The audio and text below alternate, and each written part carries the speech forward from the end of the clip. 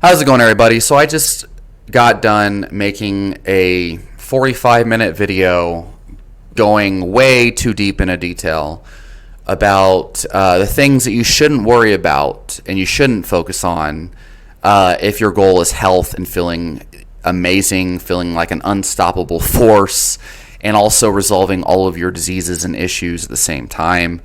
I'm going to post that video, but I feel like I went way off the deep end talking about, why obsessing over sleep is probably a waste of time and actually making you unhealthy. Obsessing over sleep paradoxically can make you less healthy. Obsessing over fiber and polyphenols is likely to make you waste more money and less healthy.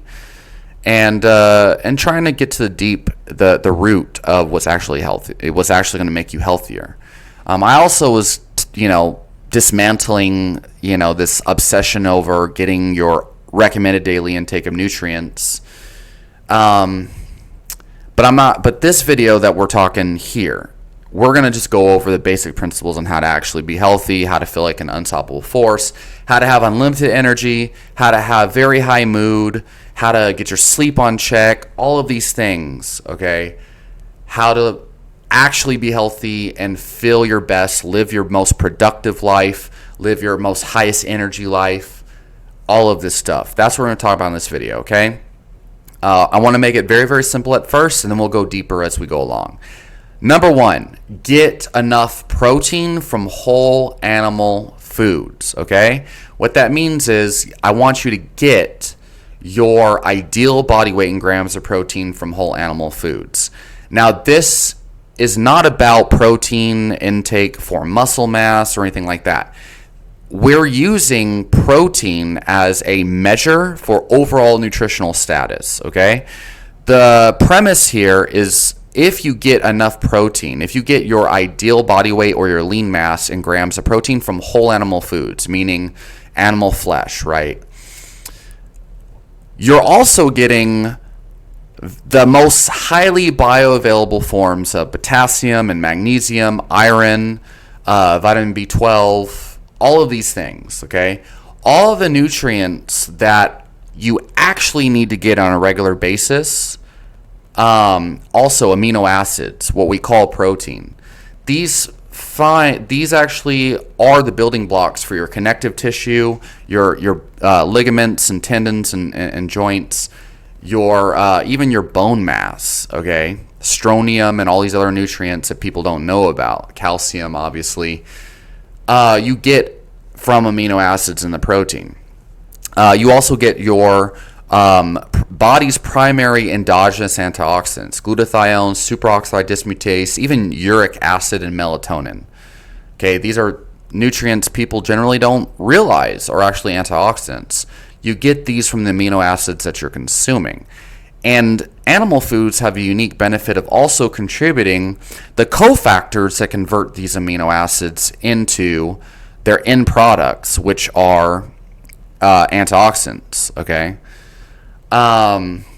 So if you get most of your protein from beans or something, you're not also getting the cofactors such as vitamin B12 and a variety of others that convert methionine, for example, into glutathione later on down the chain.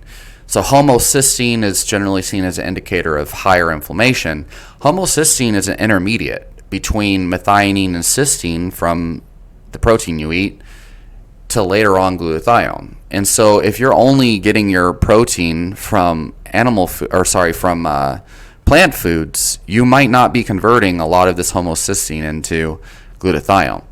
And glutathione is your body's primary antioxidant that actually, you could think of it, it helps to defend your body against a lot of the oxidative damage. So things that contribute to heart disease and cancer and what we think of as, what we call inflammation. What average humans who don't understand inflammation call inflammation, it's basically oxidative damage. It's damage at a micro level or cellular damage, you can think of it as. Your primary defense against that is glutathione. It is your endogenous antioxidant that is created from the amino acids you're eating from protein.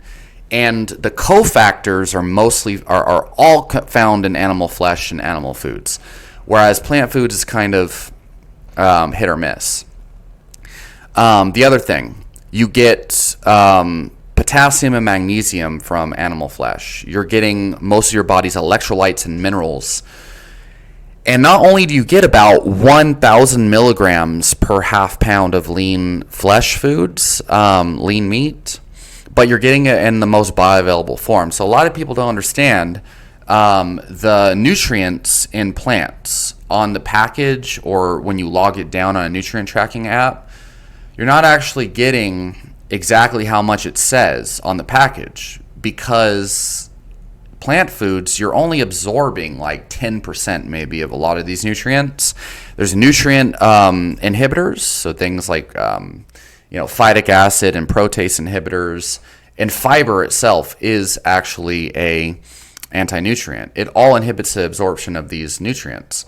So when you're eating plant foods, you got to understand you're only absorbing a small percentage of those nutrients that it claims are on them. Potatoes and potato skins, you're not getting as much potassium and magnesium from these foods as you think. But when it comes to animal foods, you're actually absorbing most of that in the stomach before it ever hits the intestine. Protein is almost completely digested in the stomach before it ever hits the intestine. And the more protein you eat, and the longer that you eat this way, the more you're able to digest, the more efficiently you're able to digest eventually. So for me, for the past, it's been 6 years now, I've been getting over 90% of my calories from animal foods. And in the last 3 years or so, I've been eating about 2 to 3 pounds of meat all in one sitting at the end of my day, every single day. Most of the time eating 1 meal a day, but recently I've been adding milk in throughout the day and stuff like that. So you can get to the point where you can eat 3 pounds of meat in one sitting and be perfectly fine. So anyway, all I'm saying is you'll get the majority of the nutrients and other things you need to survive from lean animal foods, or just animal foods, okay? Animal proteins. If you're getting your lean mass or your ideal body weight in grams of protein, okay, that is going to also provide all of these other nutrients, okay? Your daily intake that you need to prevent nutrient deficiencies. Watch my hour-long lecture on the RDI and nutrient requirements, where I have timestamps and I go in deep into the science about why you don't need to obsess over vitamin deficiencies if you're eating enough meat. Okay, watch that video if you want deeper knowledge. The other thing, creatine, carnosine, choline, what else? All of these nutrients, there's so many more that people get, that they buy. They spend like $50 a month or more, $100 a month on, creatine, carnosine, choline. They're found in pre-workout supplements that are clinically shown to improve your endurance, your mental performance, your energy. These things are naturally found in meat and animal foods, yet people go out there and they buy these isolated supplements, and they're basically being inefficient and wasting money. If you would just get all of your creatine, all of your carnitine, all of your carnosine, all of your choline from these animal foods that you're eating, you will see zero benefit from supplementing. Carnitine's an exception. There are certain forms like acetyl L-carnitine that will still provide performance benefits, but my point still stands. All of these supplements that have been found in the scientific literature to improve performance and mental function and physical performance as well, you get them from whole animal foods, and they also provide benefits to cardiovascular and brain function as well. And also conjugated linoleic acid, CLA, was a huge supplement for a while for, body fat loss and, Even things like omega-3, a lot of people don't realize you get them in animal fats. Even conventionally raised beef actually has quite a bit of omega-3. Anyway, that's actually kind of debatable. But yeah, so this is why animal foods are the base of the pyramid, and this is why we're using protein, protein grams as a measure for overall nutritional status. It has nothing to do with muscle gain or anything like that at all. This is purely health, okay? And I have had so many clients who are like, very, very low on energy, and they're wondering why they're always tired and stuff. Well, it's because they were eating like a sandwich at lunch and like hardly eating any protein whatsoever, let alone any nutrition at all. So there's that, okay? If no matter what your circumstance is, even if you're very low on money, okay, you'd be better off fasting every other day and eating like 2 pounds of meat or 1 pound of meat than spending all your money on ramen noodles and shit. Because you'd be getting more calories and less overall nutrition from the ramen noodles per dollar you spend versus the pound of meat. And you'd be way healthier in all regards. Nutrient status, metabolically, if you were to fast every other day and just eat as much meat as you can afford, right? Versus spending all your money on ramen noodles and junk. All right. Anyway, so that's the first thing. Just get your meat intake in, okay, for all of these reasons we just discussed. And there's a lot of other ones too. Obviously, the thermic effect of feeding is way higher with protein. You're going to be burning more body fat. You're going to be feeding your muscles, feeding your connective tissue, feeding the enzymes that digest food, the enzymes that convert neurotransmitters into active form. And that's the other thing. You're actually going to be boosting so you get the melatonin for sleep from the tryptophan and all the precursor vitamins and minerals involved. You're also going to be, dopamine is produced from the tyrosine you're consuming, the phenylalanine. All of these things, right, you're going to be getting from the animal foods that you're eating. You get the building blocks for every aspect. And I think that this is why when people eat these very high protein diets, whether it's for fitness purposes or for health, these yoga people who used to be vegans and then they go carnivore, it's not because carnivore is magic. It's because suddenly they've removed a lot of these extra foods, the fibrous plants and all this stuff that typically just kind of gunks you up with indigestible matter. And they're eating almost exclusively the nutritive building blocks that their body is made of. And for once in their life, they're actually nourishing themselves, because most modern humans are completely brainwashed and eat nothing but refined foods and a little bit of plants and sometime and meat here and there, right? Newsflash, NHANES data. Most of the data on the average free-living populations of humans shows that most of their calories are coming from refined carbohydrates and wheat products, mostly wheat flour, bread, pasta, cereals. That is where the majority of the calories go in the average human population. And meat products are significantly higher in calories per volume because of the fat intake, right? Yet they're eating more calories from these cereals and whatnot, mostly refined. And the most frequently consumed animal food is actually cheese. Second, actually cheese and chicken. I think chicken's actually the first one. Because these people are eating like freaking chicken nuggets and French fries and you name it. They're not eating whole animal foods, okay? So just throwing that out there. This whole perception that animal foods are bad for you. It's coming from these humans that are eating animal foods in the form of fast foods and shit like that. So anyway, your whole freaking nutrition plan, if you base it on this foundation, will change everything. So after that, you can add fruits and stuff like that. Add vegetables if you'd like. And spices are a big one. As long as you know it's not going to trigger digestive problems, autoimmune conditions, and stuff like that, okay?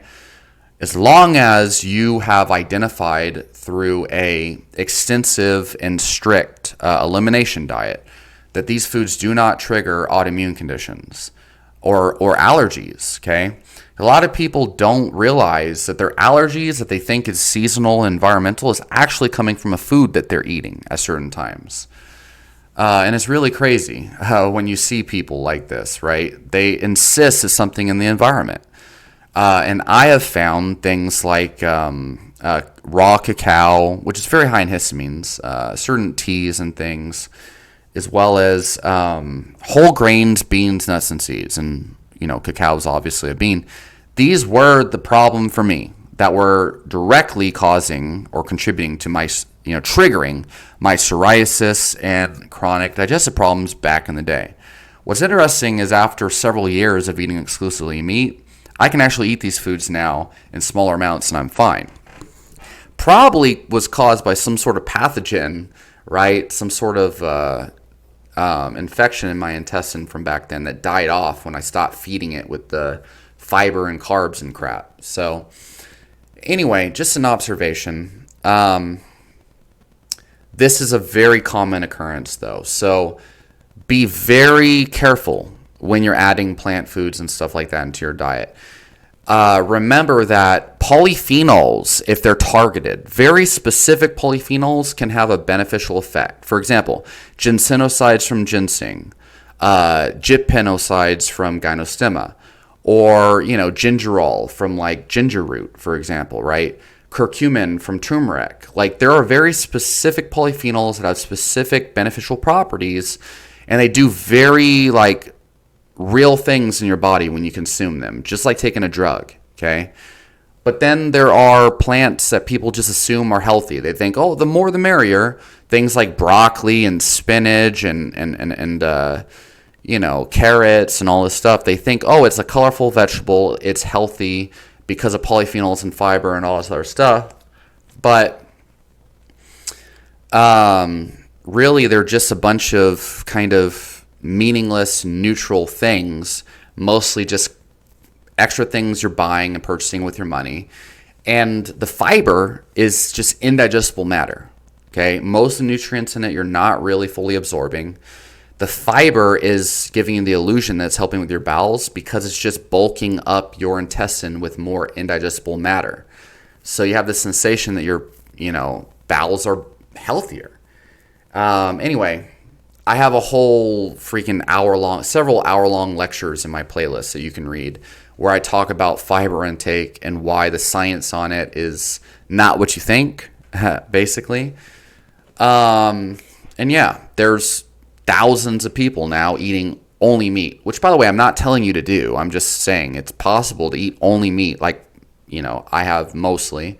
I definitely don't eat much fiber at all and haven't been since 2018. And their bowel movements are actually healthier, right? It actually resolved my intestinal conditions, and most people find that that's the case. And I have one predictable bowel movement every single day, okay? And that's it. Compared to these damn vegans, if you follow their vlogs and stuff, a lot of these plant-based people, which I was one of them for several years, they poop all day long, and they're constipated all the time.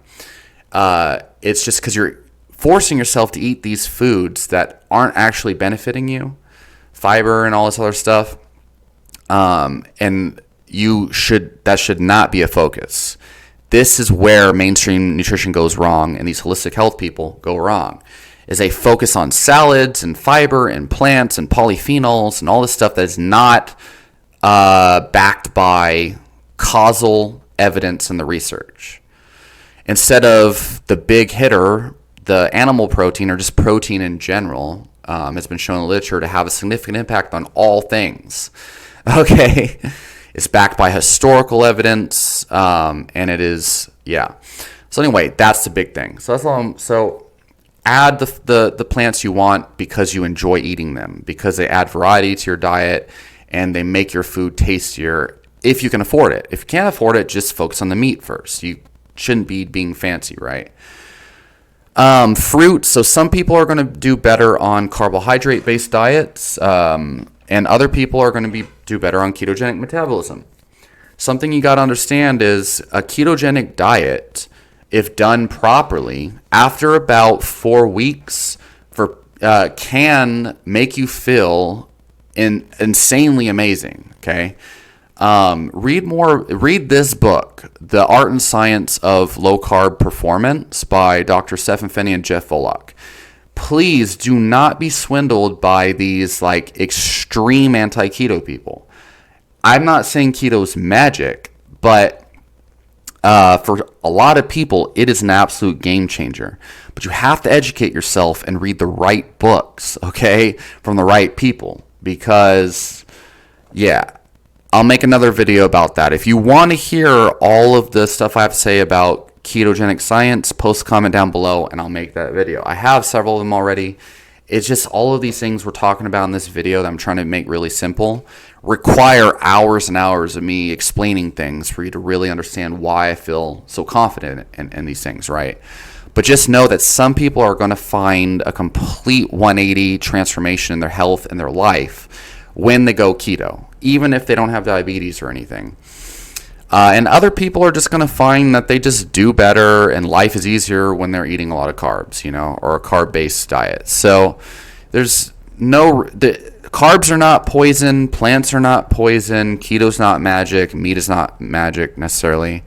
It's an essential part of life, though. It's not about zealotry, okay? So for you, the type of person that is going to do better on carbs, I have found consistently with most of my clients, fruit is the thing that makes them tick. A handful of berries, pineapple, whatever, stone fruits, those are it. Those are great, okay? As long as they're not eaten by themselves or eaten with meat, I think they're great, because by themselves, I think just might cause some sort of insulin thing. I don't know. I just find as energy-wise, crashing and stuff's potential possibility, but maybe you find it different. Just see what works in regards to that. I personally do a lot of honey, but I do such a high grade honey. It's very thick. It's a solid food. All of the honey I get is very, very solid. I don't get any like crashes or anything from it, and I actually feel like it's a tonic herb in a way, probably because of the populace and the pollen and other high nutrient stuff that's in the honey that I consume. It's very delicious and it's amazing. But you don't have to do honey if you're scared of it, right? Another thing, I think dairy is great if you can tolerate it. I find I do amazing when I'm consuming a lot of dairy. I've always had my best health when I'm consuming a high amount of dairy. So I love doing cheese. I do all different types of cheeses. The highest in vitamin K2 is going to be something like Munster, and some harder cheeses like Gouda, as well as certain Swiss cheeses. Very high in vitamin K2, which there's a lot of great evidence for, calcium absorption and stuff like that, decalcifying of arteries and teeth regeneration and all this stuff. Pretty interesting stuff if you read into it. As a source of carbohydrates, I would say milk, specifically whole milk, okay? And I'm not going to go into detail on the types of milk and stuff like that at a baseline, though. If you're just starting out and you don't have a lot of money, you can experiment with whole milk. It's a very efficient way of getting in enough calories. That's another thing I'm going to talk about. More important than this whole carbs versus keto thing is getting enough protein, getting enough calories. Also, if you're going to do keto, you need enough salt, okay? I'm going to say 1 to 3 teaspoons a day of supplemental salt measured out. It's very important on keto. And even if you're not doing keto, getting at least 1 to 2 teaspoons of salt added on top of your food every single day, or supplementing, right, every single day, I think is very important. I think a lot of people are under consuming salt, and it's hurting them. And they're drinking too much water as well. What was I going to say, though? Oh, yeah, calorie intake. There is a phenomenon. Do not mistake yourself.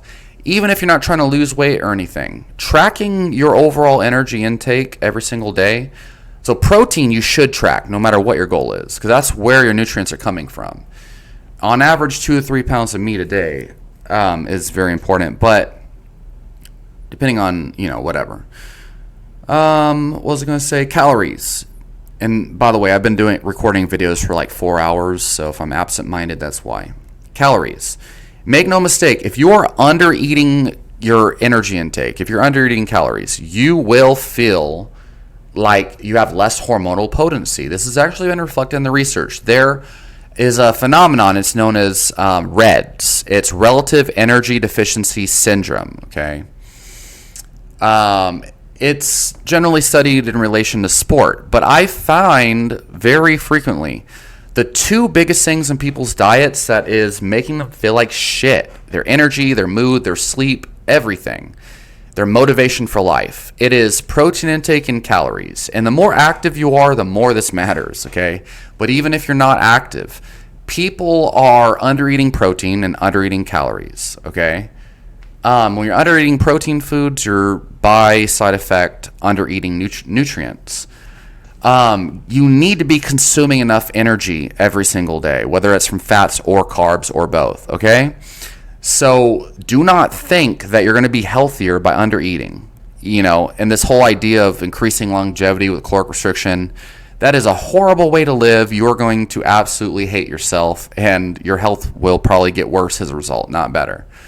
Whether that's from bone fractures or your blood sugar will mysteriously be rising on average over time because you're chronically malnourished. It's finding alternate ways to nourish itself. It's not good, especially hormonally. Even if you're a female, right, your testosterone, estrogen, and cortisol ratios will be all messed up if you're under eating calories and protein. I am very pro nourishment, okay? I am not this guy telling you to starve yourself. Unless your goal is extreme fat loss, but even then, people never feel malnourished on my protocols, and they lose on average around 8 pounds a week, depending on how extreme their goals are. But yeah, so let's see. Okay, get enough calories. Okay, that's all I'm going to say in regards to that, no matter how you can. For me personally, I have to eat a lot because of how much I train. So I have to eat about 2 pounds of meat at the end of my day. I also typically eat 4 to 8 ounces of cheese. And I do like maybe 4 to 6 tablespoons of honey, depending on the day. And lately, I've been adding a gallon of milk as an insurance policy. And I stay around 190 to 200 pounds. And usually, if I don't consciously make an effort to drink all this milk, I will be 190 pounds every single day. So, yeah. People that tell me, all of your stuff, like you wouldn't know what it's like to be healthy or to have energy and all this shit. Your sleep and all this crap. Like, people don't understand the fact that I'm able to function with the amount of training I do, the amount of physical and mental work I do, like literally training, educating people on nutrition and answering questions, dealing with all these different personalities, teaching people how to exercise, demonstrating different movements, doing all these consultations, and training jiu-jitsu and training weightlifting every single day. And to think that I don't know how to maintain energy and mood and all this is pretty funny. So, and the fact that I'm able to do all this by focusing on such basic principles: eat enough meat, eat enough calories, eat enough salt, fucking forget about plant foods and shit unless you really want to eat them, and all these other people, they're taking like 30 supplements a day, they're obsessing over their sleep and optimizing everything. I'm telling y'all, that is not the way. If y'all really want results to do what works, do what I'm telling y'all. And don't worry about organic and grass finished and all that unless you can afford it, right? All right, so on top of that, tonic herbs. Y'all need to understand tonic herbs. Do not just go and get whatever brand you can on Amazon. You need quality tonic herbs with the right extraction process from the right brand, and you need to be taking the herbs that are best for you. So understand that all of these things we're talking about are about building health, okay? If you've noticed, we're focusing on consuming foods like meat, dairy, fruits that build your body, build your immune system. Your immune system is created from the amino acids, whatever. You get the picture. Your mental health, your neurotransmitters, building blocks, right? Well, adaptogenic herbs, really it's tonic herbs, okay? There's a difference. Adaptogenic and tonic are not the same thing. Tonic herbs, the whole idea is you're building your health with these herbs, okay? So, for example, if you're someone who lacks immunity, building immunity, a very specific herb that builds immunity would be, it's a mushroom, turkey tail mushroom or chaga. Those are very common. They build your immune system over time, and they help you use the food you're eating more efficiently for the purpose of building immunity. And they help your body become more resilient to environmental pathogens and viruses. Now, for me, I have been taking ginseng very religiously for exactly a year now. It has been. And I used to only get sick maybe once, maybe twice a year, if even that. And when I did, it was very mild. It would last maybe 3 days. It would pass really quickly. But since taking ginseng, I have noticed I have hardly had a sore throat or a sniffle, okay? And if I did, I think there was one time where there's an outbreak. An outbreak in my work environment. I just doubled my ginseng, and it obliterated everything. It was pretty freaking crazy. So, and ginseng has a short-term and a long-term building effect. But yeah, so these herbs will build your immune system over time. If they are immune tonics, okay? So ginseng is an overall tonic. It's a 3-treasure herb. This is why I love it so much. It builds your energy, it builds your mood, it builds your resiliency to stress, and builds your mind, your mental energy, builds your endurance and your exercise capacity, and it builds your immune system. It's a very, truly amazing herb. And my life has only gotten better while taking it. So then there's the opposite, right? Because the thing about ginseng is it tends to be energizing and stimulating. For some people who have lives that demand that stimulation, ginseng is very important. But for people who are very prone to anxiety and they can't control it, ginseng might not be good for you. So it might not have the same life transforming effects.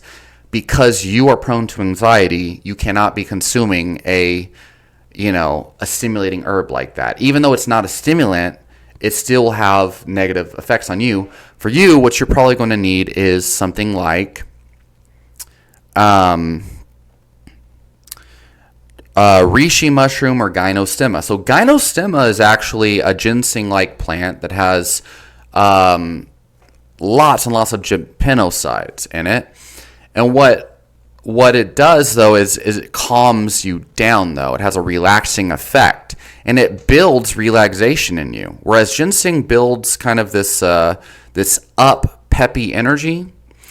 Gynostemma builds relaxation, it builds calming, and it helps to soothe you, while also building the immune system and all these other beautiful things, and the digestive system that ginseng does. Gynostemma does so in a relaxing way, okay? Helps you wind down.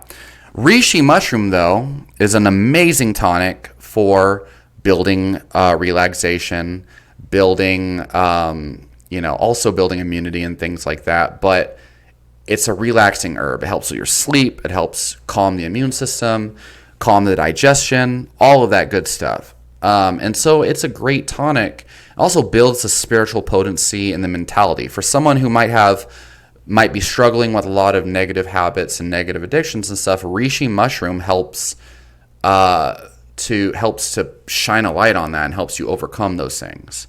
So anyway, tonic herbs are a game changer. They are life transforming. You can think of them as like if you have a specific area of your life that you're working on right now, okay? So let's say that you are on a self-improvement journey, right? And you are trying to get over a breakup, you're trying to improve your career, you're trying to find your place in life. Reishi is perfect for that situation, provided you get a dual extracted high potency, high quality brand, like Hyperion Herbs, for example. Hyperion Herbs. But on the contrary, if you are someone who has, you know your direction currently in your life or whatever, and you're overwhelmed with work or something, and you need something that is going to help you push through hard times, right? Let's say you have a lot of intense physical training and you have a really hardcore sales job, right? And you just lack the energy and you just feel depleted and burnt out. Something like Panax Red Ginseng, right? Or Korean Red Ginseng, or Black Ginseng even, which is an esoteric one. And combine that with American Ginseng is a really good option. Very hard to find good extracts of these, by the way. A lot of them suck. Can give you that, start to build that energy, build that fire, and help to rebuild some of that depletion, right? Can start to rebuild some of that potency that is lost inside your heart and your soul and your physicality, right? And your mentality. It can fortify some of those things you're losing in your job. That's what it does, right? So different kind of life trajectories and goals and areas of focus, different herbs. So that's very important to understand. See them as allies that are helping to build the qualities you're focusing on in that current time, right? Like for me, obviously, my herb stack is very reflective of my goals, right? And it's been consistent. Y'all should know by now what I've been taking the past year. Because I've been experimenting with herbs and supplements for like 12 years now. And just now I feel like I found things that are perfect for me, at least where I'm at right now in my life. And so it's cordyceps, it is American ginseng, Panax Red Ginseng, and then I've been taking a Korean Red Ginseng extract. And then last couple months I've added in Eleuthero, which is also known as Siberian Ginseng. And I also take Hyperion Herbs Mucuna, but I might be, seeing what I do with that later on. And that's been mostly my stack for quite a while. And it all kind of is reflective of, hey, I'm, constantly consulting with clients, teaching them all these things, doing a lot of heavy mental work and physical work too. All I do is train and teach people how to train, and you know what I mean? And then study in my spare time new methods of providing value for my clients and all this stuff. So, it makes sense that I'd be taking mostly ginseng and cordyceps and these things, you know what I mean? But if you kind of look back to when my last relationship kind of went down in flames and I was like, shit, who am I? Should build a new career. And then, of course, the whole, pandemic thing happened, right? During that time, 2020. My whole life looked like it was just completely burnt. It just burnt down. Everything was burnt down to pieces. What did I do then? What herbs were I taking? Well, I started taking reishi. And in the short term, I felt like it was actually detrimental. It made me very sentimental and depressed and stuff. But it definitely helped to guide me to where I need to go. And most people find that reishi is an ally specifically for those times. So anyway, people who might be dealing with anxiety and like some deep, rooted issues might find reishi helps to break those down and help you find peace and freedom and move forward. Reishi always makes me start to make changes in my life. That's what I found. So anyway, just throwing it out there. There's a lot of other tonic herbs out there too. Buy the book by Ron Teagarden. Ron Teagarden has a great book. Just look for Tonic Herbs, Ron Teagarden book, okay? Don't buy his actual herbs. I don't think his products are necessarily the best. But yeah, look for his book and read it. There's also a great book called Adaptogens by Dr. David Weston. That's a pretty good overview if you don't think of it all as facts about the stress response and how adaptogens work, right? But yeah, there's that. So on top of that, what supplements do you need? I don't really feel like supplements are necessary at all. I think vitamin K2, MK4 very specifically in very high doses can be great for things like tooth decalcification and things. Pretty magical results with that. Maybe a vitamin D3 supplement, maybe a magnesium supplement, but I don't think any of those are necessary if you have your diet truly on check. But yeah, I'll make a whole nother video on nutraceuticals. Y'all know, if you look through my videos, I have like 900 videos about like L-tyrosine and N-acetylcarnitine and all these other like supplements that I've experimented with in the past, Yohimbe. So, I mean, there are things out there, but I don't think that anyone should really focus too much on them. After trying all these things and making all these videos, I can tell y'all, best thing you can do right now if you really want to get to the root of things and just solve it once and for all, get your meat intake on track, add some fruits and stuff to your liking after you've gotten your meat intake on track, right? And then do the tonic herbs, right? Find the tonic herbs that are best for you. Only buy the highest quality brands. Don't buy the cheap BS. And then on top of that, what else, right? I think exercise is very important. I'm going to make a whole dedicated lecture on exercise and training. I do have one video about exercise for the purpose of health. So you could go and dig through that. I made it like 2 years ago. But I'll make another one. But basically, you want some basic strength training. You need to lift heavy, yes. It'll make your bones stronger. It'll make your joints and connective tissue stronger. People who think lifting weights is bad for your joints, it's false, okay? Usually it's because they're doing it wrong. And they don't know how to program properly. They think just push it harder than last time. They're forcing their body when they squat or deadlift into unnatural things. They're trying too hard to keep their back straight, keeping their feet too pointed forward when they squat. All of these things tend to hurt people just because they're trying too hard, really. So I need to make a video about that. But strength training is fundamental. I would say 4 to 5 times a week of a progressive overload training program is important. Maybe 3 times a week if you're really low on time. On top of that, walking is very important. I would say walking about 1 to 4 hours a week is a good idea. And I think high intensity interval training is very, very powerful and efficient use of your time. You don't need to be jogging or running. You really don't. You'll get the same benefits if you just walk 1 to 4 hours a week, even if that's just getting your steps in through walking on the parking lot, walking up and down stairs, stuff like that at work. Get a step tracker. That's fine. Just don't obsess over like your heart rate variability and shit like that. But do get your steps in. Yes, walk a lot. And on top of that, and I've seen crazy differences in clients that I've worked with that have like a waiter job or a barista or something and they're walking all the time versus a sit-down desk job. Like, people who move more just are healthier. They will be healthier, and it'll be easier for them to be metabolically healthy and lose weight if they need to. It really will. High intensity interval training, just spiking that heart rate up. I would say, anywhere from, I'm going to say 2 to 4 times a week, to be honest. I think that people tend to benefit from a lot more high intensity training than most people think.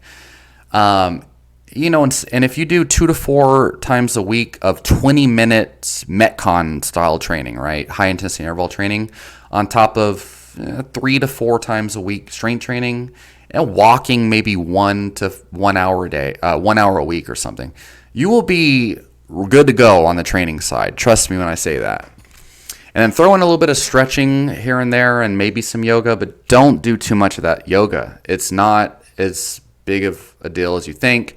Full range of motion strength training will improve your flexibility and mobility pretty substantially, and as good or better as just basic stretching or even yoga.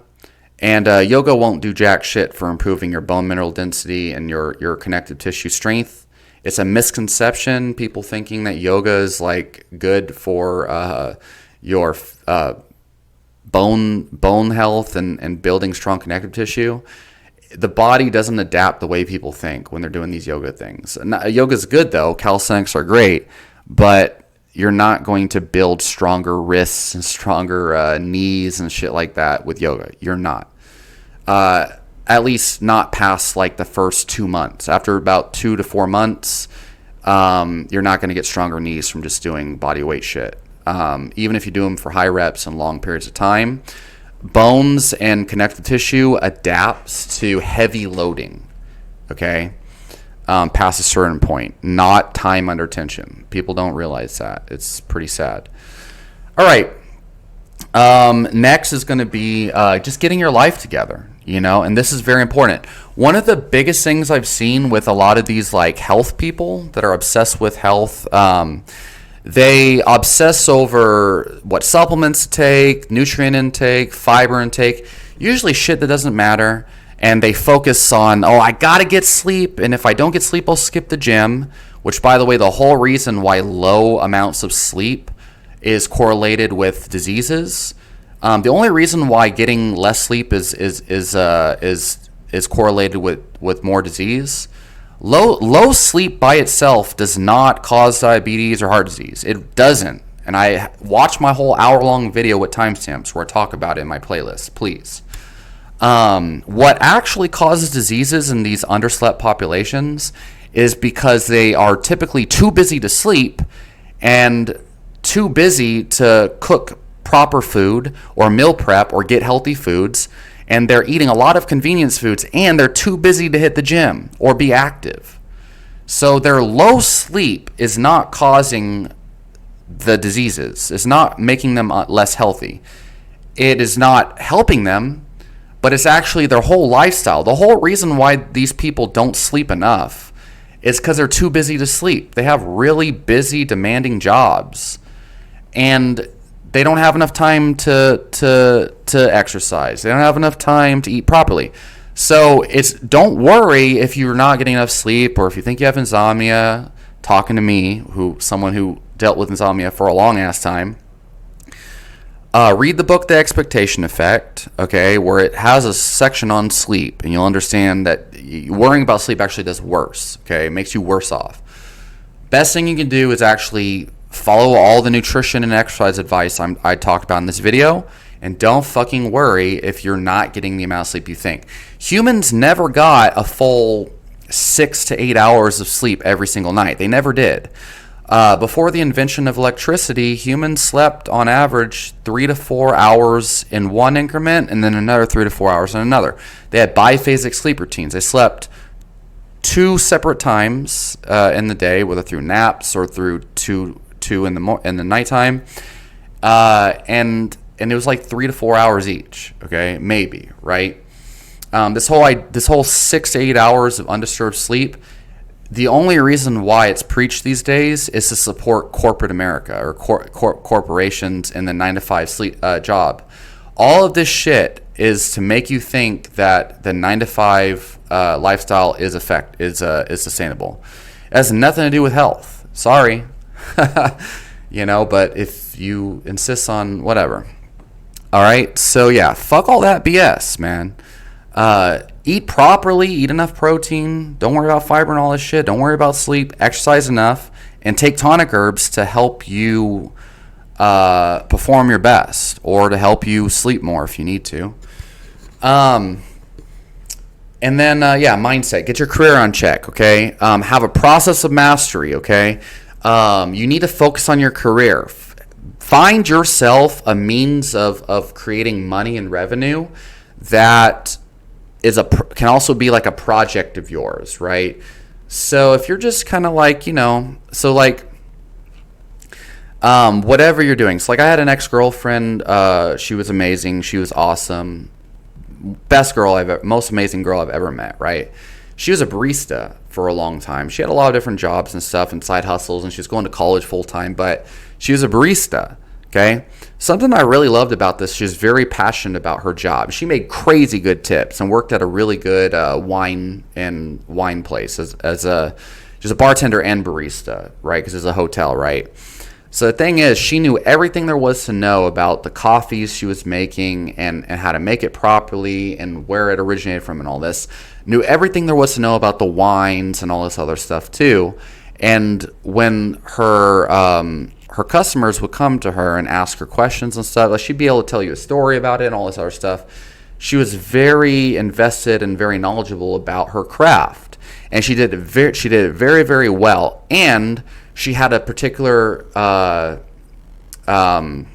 skill for customer service and building rapport with people and stuff. People really liked her, right? And not just because she was a cute, really pretty, cute Mexican girl. She was very, very attractive, obviously, and had a very cute charm to her. But also she was very good with talking to people, entertaining people, making them laugh and stuff like that. So my point is, though, she made great freaking money, great tips, coming home with at a minimum $100 a day, but way more than that usually. Sometimes people would tip her $50 to $100 in one go, right? But she was that great because she was so invested in her craft, because she was so passionate and enthusiastic about it. And it was hard work, don't get me wrong. But it was a project for her. It was a way of life. It was a part of her. It was a reflection of who she is.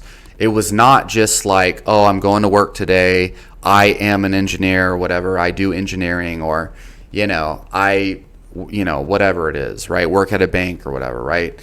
It had an element of her personality in it. So that's the way I like to look at careers, where you're inspired for that career. And if you do this, people typically will say, if you do what you love for work, you'll never work a day in your life or something. But I think it's okay to have a what people call a real job or a gritty job, whether that's construction working or whatever. But I think it has more to do with investing in the craft, right? Or investing in the lifestyle or whatever. Merging your personality, merging who you are with what it is you're doing. All right? Find a way to do that, right? And you may not be able to have this type of element in your career with whatever it is you're doing right now. And if that's the case, you can find something else or start to look towards something else that you can make money off of, where you are investing your personality into it. Not only will you be the best at what you do, trust me, you will be much better at the job itself, but you will also but you will also love it, or at least it'll be a lot more pleasurable for you. So I think that's very, very key. And people don't think about careers and all this shit. They're doing all sorts of weird shit, trying to pretend to be an entrepreneur on their social media and not actually doing anything, right? All this stuff, right? I think it's very important to build enthusiasm towards life. So this is a mentality aspect. Mental health and feeling connected to your life is very important. I'm all hitting my desk when I say this. It's very important. I feel very strongly about this. I've had people that I've consulted with and clients who've told me hey Wolfgang, why does it seem like my friends who don't care about health, don't research health and all this, why does it seem like they're way healthier than me? And I'm so obsessed with it, and I feel way more sick than them. And the reason why is because, number one, they're not obsessing over health. You know what I mean? They're not obsessing, so they're not in a state of anxiety. They're more nonchalant. A lot of mental, anxiety and relaxation and mental stuff, it really is all about how you focus your mind, okay? But the other thing is, because what they do focus on are these other aspects we're talking about.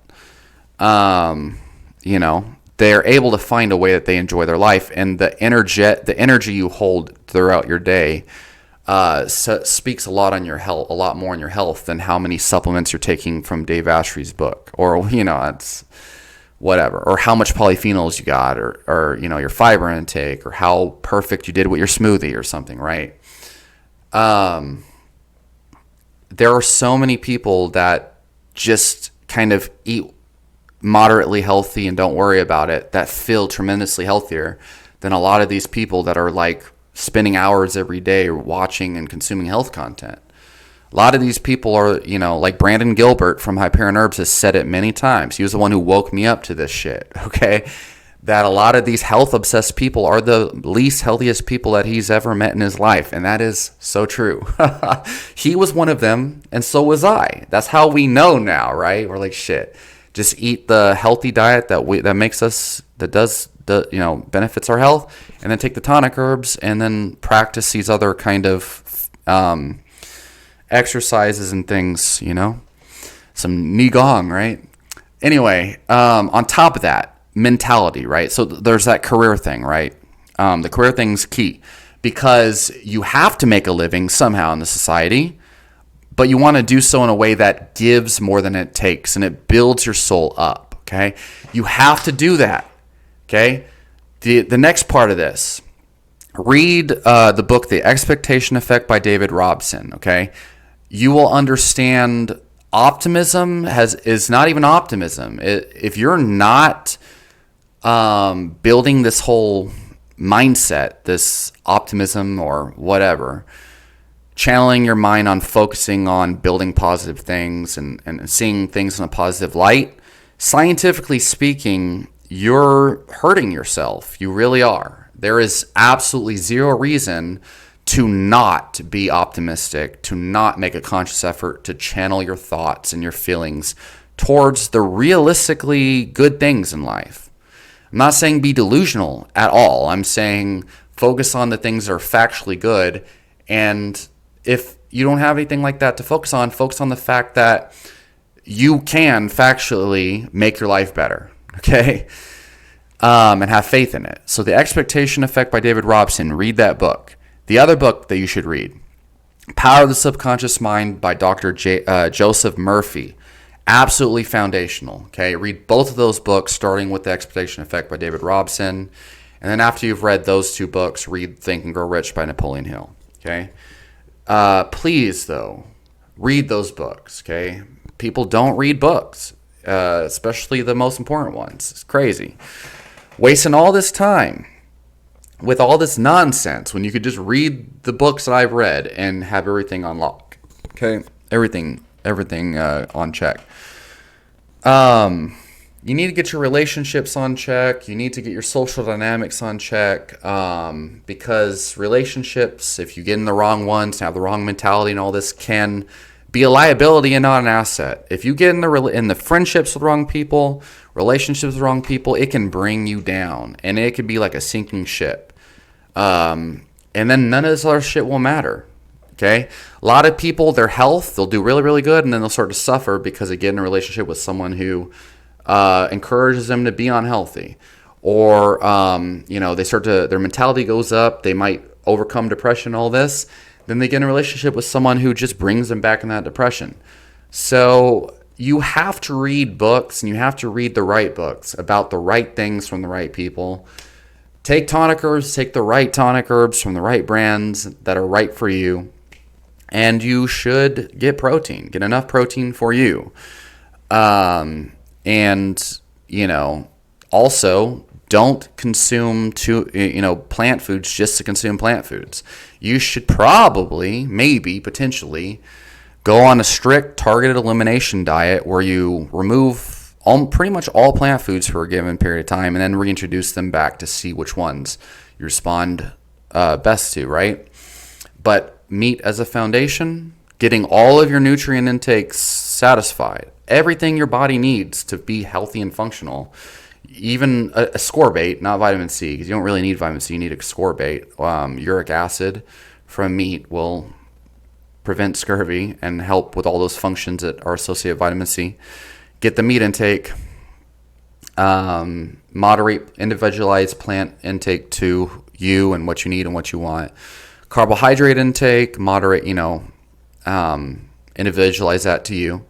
Tonic herbs, definitely look into tonic herbs and experiment, okay? Forget nutraceuticals, forget the vitamin supplements and all that shit. Meat, fruit, tonic herbs, lift heavy, Okay, lift heavy weights, do high intensity interval training, think like a beast, I always say, but what I really mean is read The Power of the Subconscious Mind by Joseph Murphy, read The Expectation Effect by David Robson, and maybe read the book Mastery by Robert Greene.